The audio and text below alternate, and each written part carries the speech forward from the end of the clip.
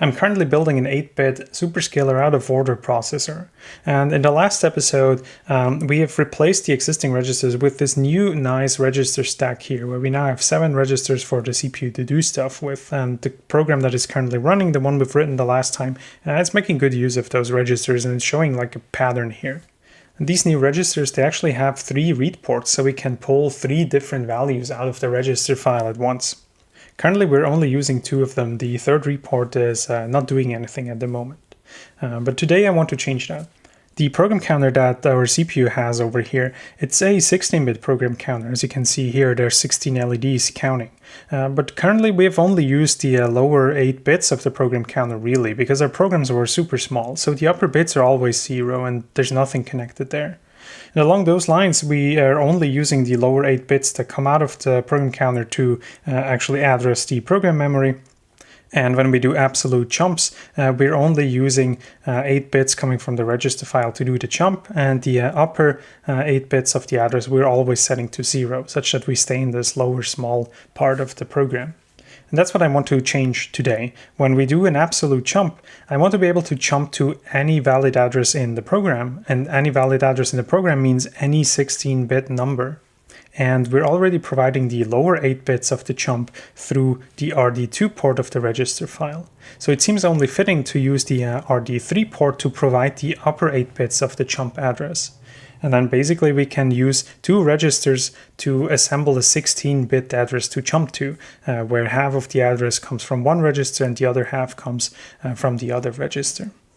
And that raises the question, which register should we choose to provide the upper 8 bits of the jump? One approach would be to just encode what the third register read is with additional bits in the instruction, and then we could basically pick any register for reading on the third read port just by encoding it in the instruction. However, we have 16 bits in the instruction. We're already using 8 of them to address the register file, and we don't want to give up another 4 bits just to pick what we read on the third read port here. And furthermore, we also don't really need the full freedom of combining any 2 registers into a 16-bit jump value. I think it's going to be sufficient to say whichever register we're picking on the second read port, we're going to pick the next register for the third read port. And what that allows us to do is whenever we want to do a 16-bit jump, we can combine any neighboring registers into a 16-bit value and then use that value as a jump address. And so what we want to do is we want to connect the read enable of the third port of a register to the read enable of the second port of the previous register, such that whenever we read a register on the read port 2, we're also reading the subsequent register on read port 3. So let's make these connections. So if you recall, when we did the wiring for this in the previous episode, we basically disabled the third read port for all the registers. That input is just tied to VDD to disable it. So let's now go in and actually wire these up to something useful. So let's actually start from the bottom. Let's start with register R6 down here. And so the read enable for the third port, we want to hook up to the read enable for the second port of the previous register.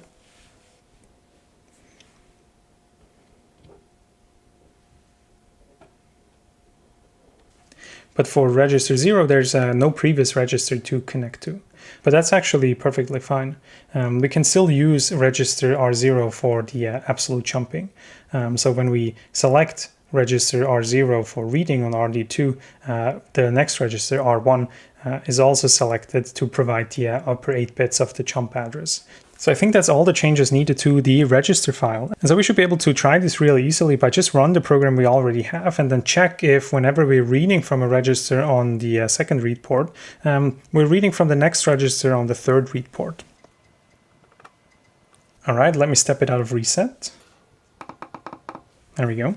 The first instruction is load immediate 0 into R0. And that's exactly what happens. And now to the interesting bit. We're going to move the value from R0 into R1, then R1 into R2, all the way down. And so as you can see, we're selecting register R0 for reading here on the second read port. And with the wiring we've done, we're now also selecting register R1 on the third read port. And so as I step through this program, we should basically see this pair pattern here walk down this register stack. And so when we read R1, we're also reading R2. So that seems to be working. We're always reading the next register over, which is pretty promising. Okay, so that basically takes care of reading 16 bits out of the register file. And now we need to make use of them. First up, if you look at the program counter here at the current program count output, which is basically just the current address in the program, we're only using the lower 8 bits to actually address the program memory. And we've tied all the upper addresses to ground. And so this needs to change. We need to hook up the upper 8 bits of the program counter to the address inputs of this flash chip here.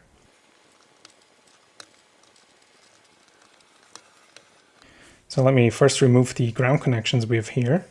So down here are the data outputs, then is a chip enable, this one we want to keep, and then is address 10, this one we want to change. Then comes the output enable, this one we want to keep at ground, and then is address 11, and 9, and 8. And then next over are address 13 and 14, it's 13. That is 14. And then over here, the top pin is address 18. This we're not using. Then address 16 we're also not using. But then there's address 15, which we would like to use. And then finally, there's address 12 down here, which we also want to set. So that should give us 8 new points where we can connect the address to.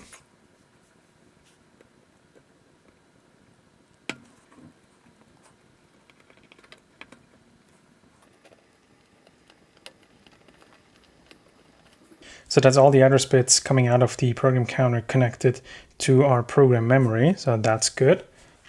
And now the final thing we need to do is the upper 8 bits of the absolute jump address that is connected up here. These we've tied to ground, but we actually want to take these from the third report of the register file now.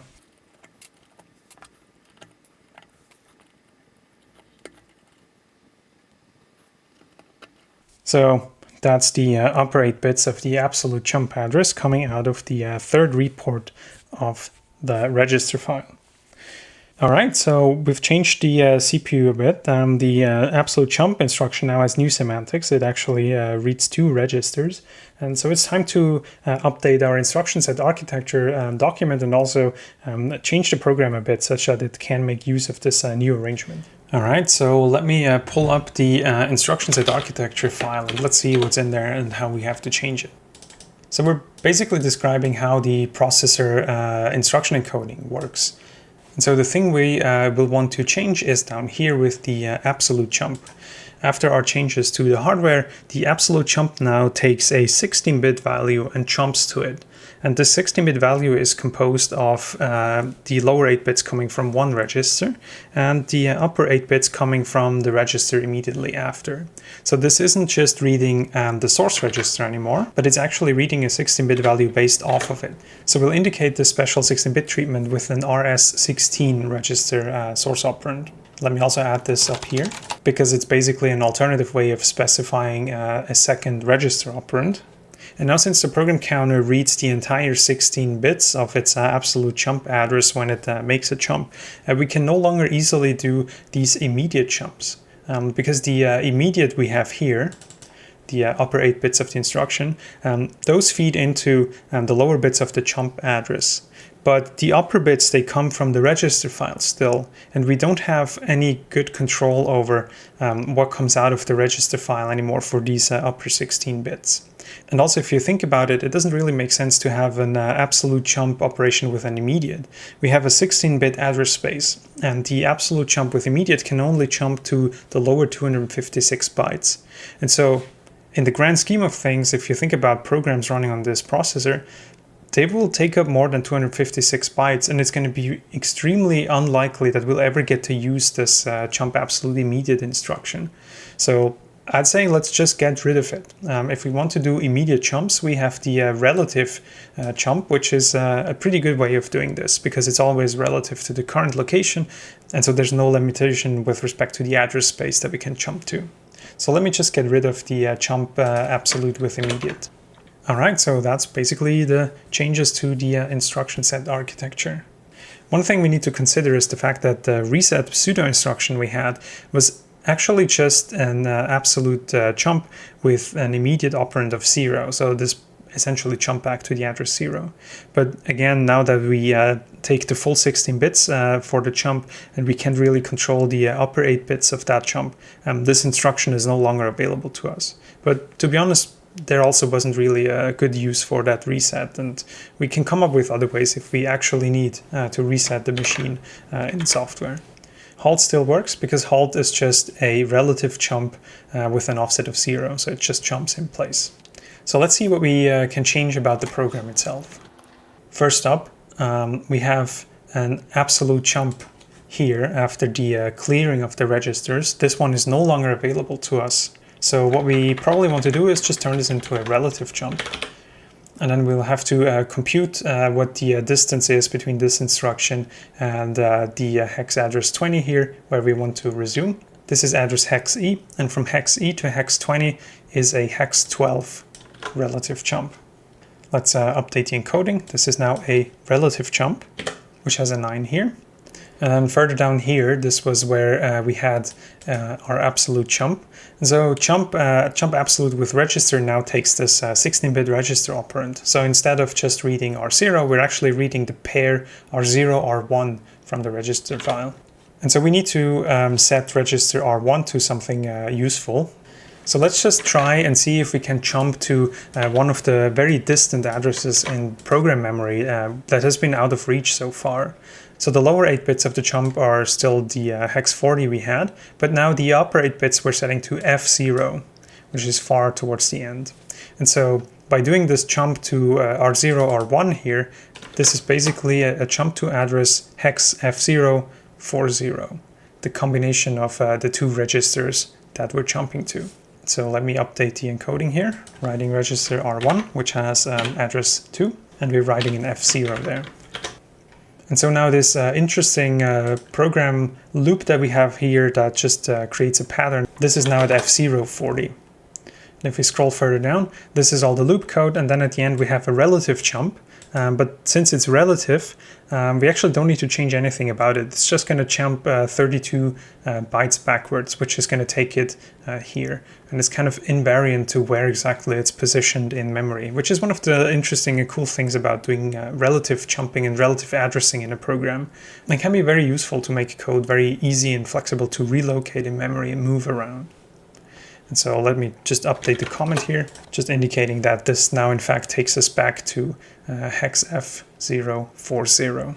All right, that was a pretty simple change, and it's going to show us whether we can actually execute code from the very far regions of program memory. So let me assemble this into the bytes that we need to program into the program memory.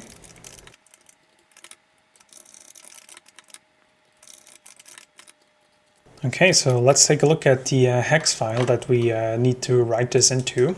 This is basically what's in the program memory. Okay, so let's copy this over. So these first two lines, they go to address 0, which is all the way at the top here. Then address hex 20, it's these 4 lines. And address F040 is these 5 lines. So let's go dig up F040, which is all the way down here in the middle of program memory. And so if all goes well, we're going to jump to this very far address here and just execute this loop block here, which is the beautiful pattern showing on the LEDs. Let's see if that works. So I'm going to save this, and I'm going to convert this hex file to the binary representation. So let's write this to the program memory, and then let's see if it works.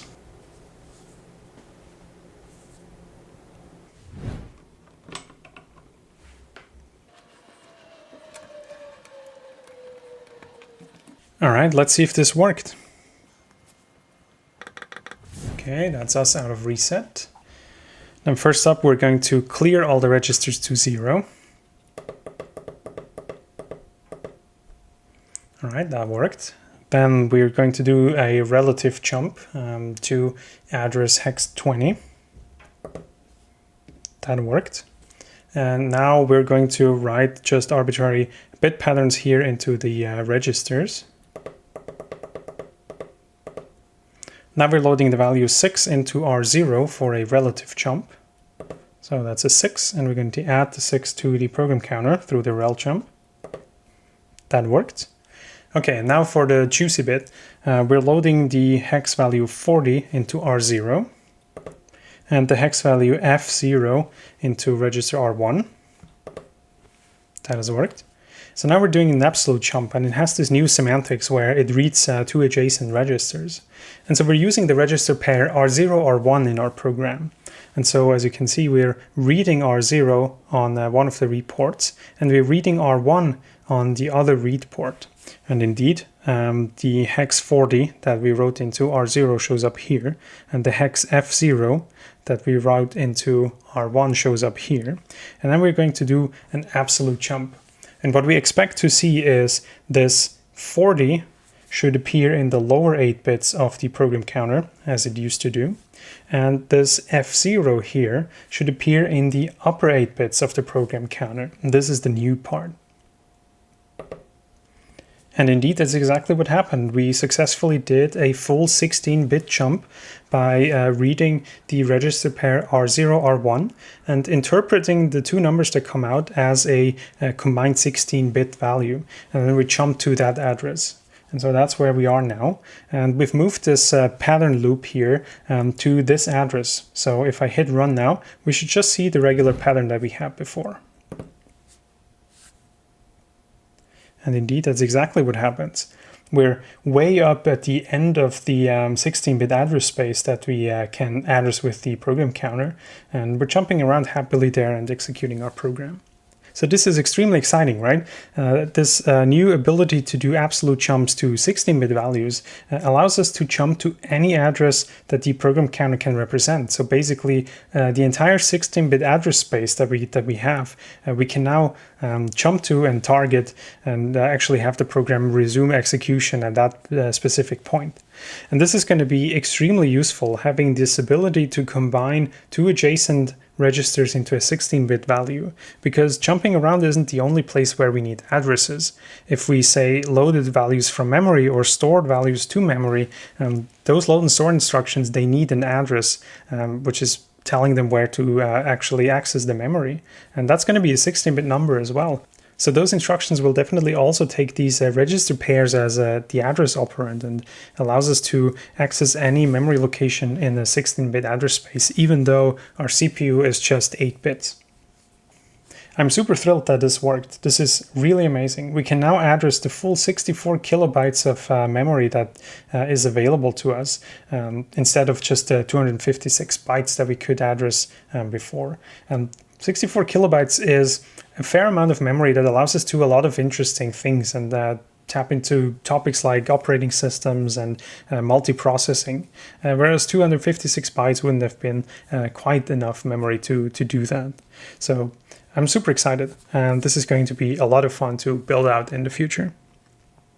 In the next episodes, I think it's time that we tackle this issue of us having to always manually assemble programs into the hexadecimal values and then write them into a binary file to actually get a program compiled and running here. So I think we want to tackle the topic of an assembler finally. And also, now that we have a lot of registers, we actually want to do something a bit more interesting than just copying values around and loading values out of the program memory and storing them into the registers.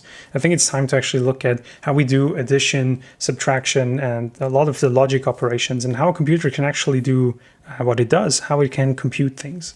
And we'll be able to make good use of these registers here and basically build out the computer such that it is actually a computer and, capable of doing some useful work. So thanks a lot for watching. Like and subscribe if you want to see more of this, and see you next time.